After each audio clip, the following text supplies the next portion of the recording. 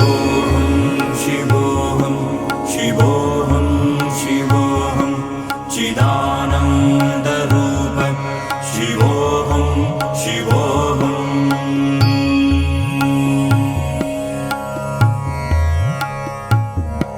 Shivoham, Shivoham, Shivoham. Namaste. Jai Shiva. We are going to talk about Dharma today. What is Dharma? It's so difficult to understand for a lot of people, and it feels like it's such a vague, vast, ambiguous term. No, it's not. It's something very simple to understand. And how you can understand here it is that it's a set of 7 universal principles, or you can say it's a set of 7 values. Okay, what kind of values? Values that sustain life in this universe, not just human life, life of all the animals, insects, any kind of being in this life, as well as the life of rivers, the mountains, the forests, anything that exists in this existence. That existence is sustained through these 7 principles. And these 7 principles or 7 set of values, these set of values are termed as Dharma. And this I'm talking about in general for anybody and everybody except very serious Vairagis, dispassionate people and yogis. Dharma for them is a little bit different because they're walking a path which is very different than normal people, those who are living their life in the worldly life, going to office and living with the families and raising kids and still trying to walk their spiritual journey, trying to follow the path of dharma. These values apply mostly to them. Okay, so these are the people, set of people that we are talking about. So what are these 7 principles or these set of values? First one is compassion, karuna, that we call in Hindi and Sanskrit. Okay, so compassion should be there. Compassion is exactly opposite of selfishness, being selfish. Okay, I, me, mine. So you should rise above I, me, mine and have compassion for others. And when we say you should have compassion for others, you are also included in your compassion. Include yourself as well. You cannot show compassion to others until and unless you have compassion for yourself. It doesn't work that way. That which you does not apply on yourself, you cannot practice in the world. It's as simple as that. So you need to be a little bit compassionate, compassionate for yourself. Okay, and practice compassion in your day-to-day life. That rise above I, me, mine.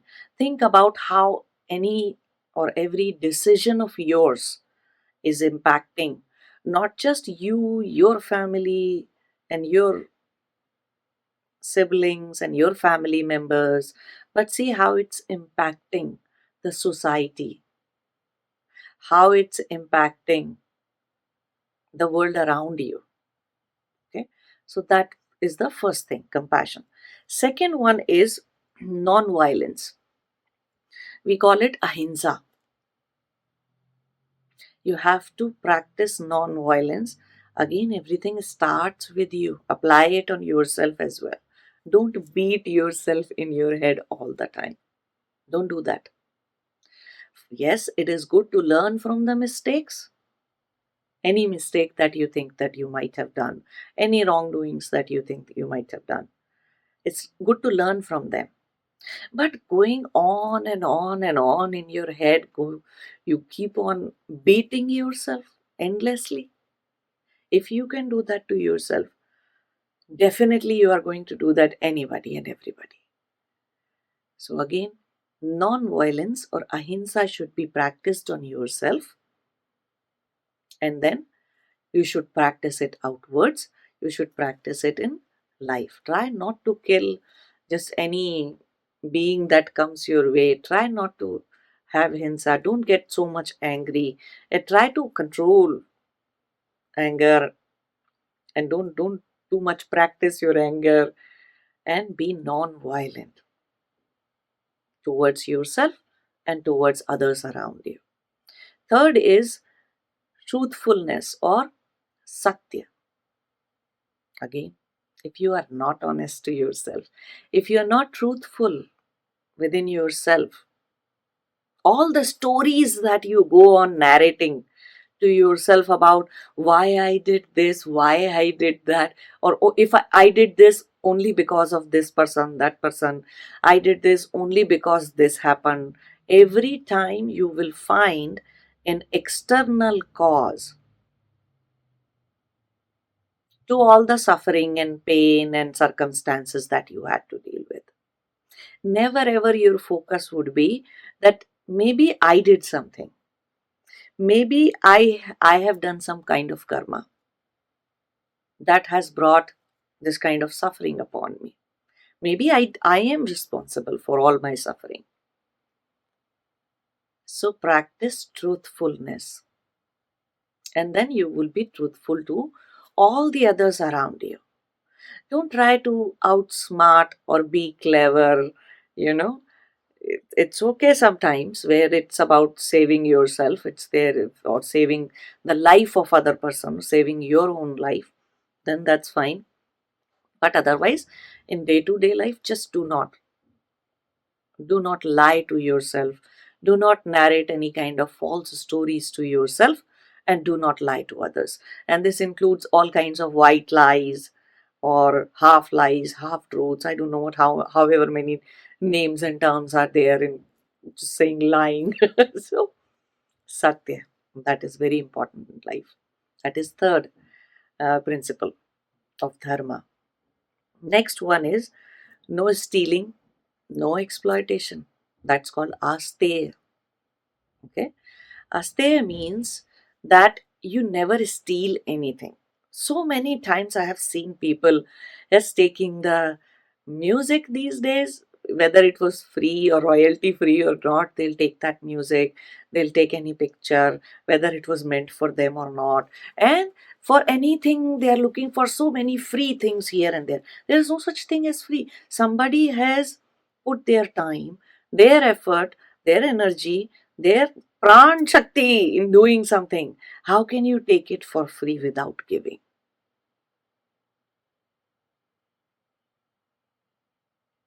So this expectation that I should get lottery, or I should get this, or I should get that, and this should be free, that should be free, and if not, then I will just do hanky panky and I will steal it in some way, or hide it, hideously just take it in some way. That leads to exploitation. You will do that in your house with your family members first, then your friend circle, your professional circle, your personal circle, all kinds of circles that you have built around yourself. That many circles it will impact. It will creep into all those places, to everybody around you. And here I am not talking about kleptomaniac people. That's a disease, kleptomania. It's a psychological issue. That's a psychological disease. So we are not talking about that. I'm talking about even in normal way. Just try not to steal. Don't take that which does not is not coming to you or is not given to you after doing certain amount of karma. Okay. So that builds a lot of integrity and confidence within. You very well know that if I do certain amount of karma, or I do effort in this direction or that direction, then I will get results. That kind of confidence comes only when there is a very high integrity towards us there, for us there. No stealing, no exploitation ever, neither for yourself nor for anybody else. Okay. Next one is moderation. No greed for resources and power. Moderation in everything.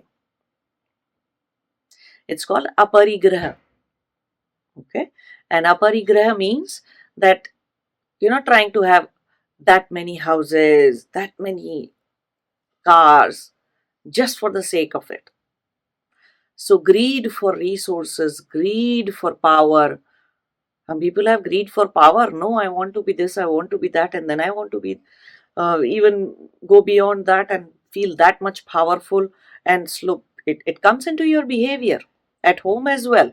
You'll try to control your family members, your spouse, and then slowly it will spread like a disease into all the circles that you have built around you, your personal circle, your professional circle, your friend circle, people, circle of even strangers. It may happen that your greed, your you know greed for power, authority, resources will start showing up. So you need to practice moderation. Don't go, don't buy into your own fear of what if I do not have tomorrow. No. If you keep doing good karma and straight karma and keep walking the path of dharma, then you will have it. You will have all the resources, food, this, that, anything and everything that you want. So don't give into your fears of what if I don't have this tomorrow, that tomorrow, and how will I get this and how will I. So that's why I need to hoard this and hoard that and become super powerful. No, no matter how powerful you become, you'll die a bad death and you live a very painful and suffering life. So go for moderation, aparigraha. Now, next one is very interesting, and that's called, and it's the sixth one, and it is about becoming consciously dutiful. Okay, and we are going to divide this consciously, becoming consciously dutiful, and in Hindi and Sanskrit we call it kartavya. Okay, we are going to divide it into dutiful towards whom. First one in this section is dutiful towards yourself, towards oneself.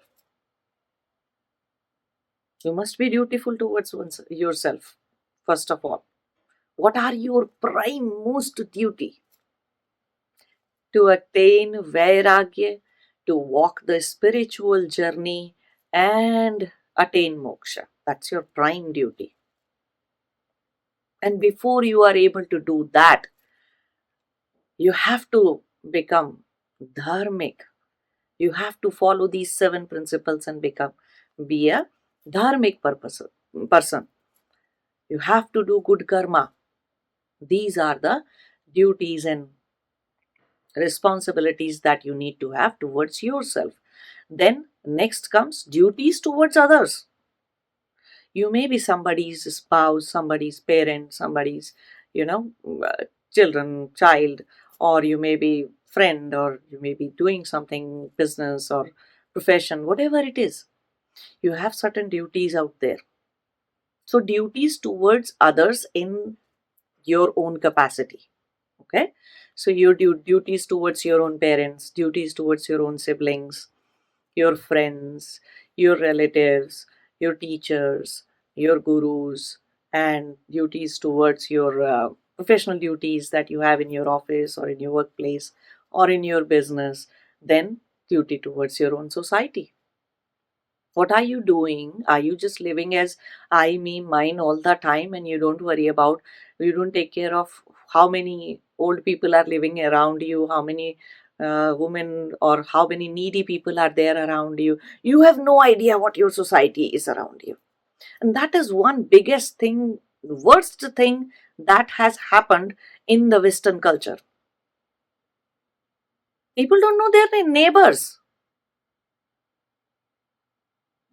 Who dies, who's living, they have absolutely no idea.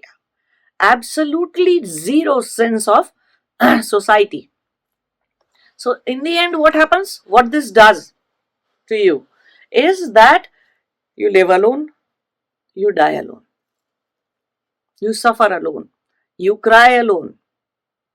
And that is the reason that 1 in 2 people, 1 in 3 people in these Western countries are suffering from something called as, which is the biggest pandemic right now, and it's called as loneliness. Yes. So take your children when they are young, take your children to old age homes to serve, take your children to some ashrams to serve, take your children to some, you know, hospitals and impoverished areas and societies and things. Try to cultivate social values in your children, that they should think about neighbor, how are you doing, saying hi to everybody, just asking them if they are doing well or not, if they need anything or not. These things have to be cultivated. Otherwise, today, all those people, those who are living in India or China, may think like there is a lot of population and there are so many people around you, but very soon, in next 10 years, next decade, that graph of high population is going to seriously come down, and it is already happening in the metro cities in India. People living in flats and people living here in that, they don't know who their neighbor is. So nobody has a sense of society or a community at all. And that impacts people, those who migrate to Western countries, that impact them really bad.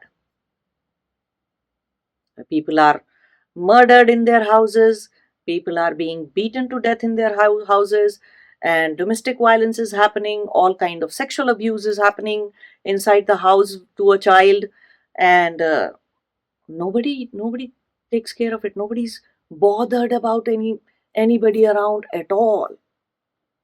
Just today itself, make a commitment to yourself that you will go take some chocolates or something to eat, or maybe just go empty handed, take some flowers or a plant which is safe, right? Nobody would doubt you that you have come to poison them. Just go to your neighbor's house, just say hi, I live in this house, if at any point of time you have any need or if there is any problem, you can call me. I am so and so, I work here. Try to know your neighbors. Try to do something good in your society. Get involved with people. Don't watch so much TV.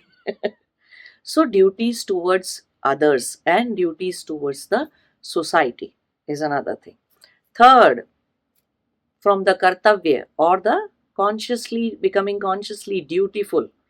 Third category is in this point, becoming dutiful towards the nature around you. How much clean and green your environment is. How much pollution are you making? How much garbage are you creating? What are you doing on the name of, let's throw this here, let's throw that here? How much recycling you are doing? How much you are thinking that I shouldn't throw anything in the forest, any food wrappings, papers, and all kinds of packaging that you take there, food packaging that you take into the forest, jungles, near the rivers? How much are you throwing and leaving it just there? How much of a digital footprint are you creating? How much carbon footprint is there? So think about all these things. Practice moderation, practice good uh, habits, because you do have your own body is made up of five elements, right? Earth, water, fire, air, and akasha, ether or space. So your body is made up of five elements. You do have a duty towards these five elements in the nature. You have duty to mountains, you have duty to rivers, you have duty to earth. What do we call that? Volcanoes, areas around the volcanoes, Hawaii, and near all the volcano valleys that are there in the volcano. You have those who are living there, they have duty towards that. So you have duty towards all that is around you, and it starts with you. So, following kartavya, becoming consciously dutiful towards yourself, towards others in society, and towards nature. This was the sixth point. And seventh principle is Dana, conscious charity, not just giving for the sake of giving, or giving just by just in the expectation that you will receive something back. No. Conscious charity. Conscious charity means anybody who is the adhikari or the rightful, justified person for your charity. And you can choose the charity of your own. There are so many in so many countries, or maybe around you if you don't want to go that far. Or if you cannot find any, if you are doubtful about that, whether this money suppose you are donating to a organization that does something with the children, and you are doubtful about money reaching to the children, money reaching to the right person, if you're doubtful about that, then give your money to a dharmic organization, which is foolproof all the time. If you donate something for the temple organization, church organization, or any organization like that, anybody who's spreading dharma,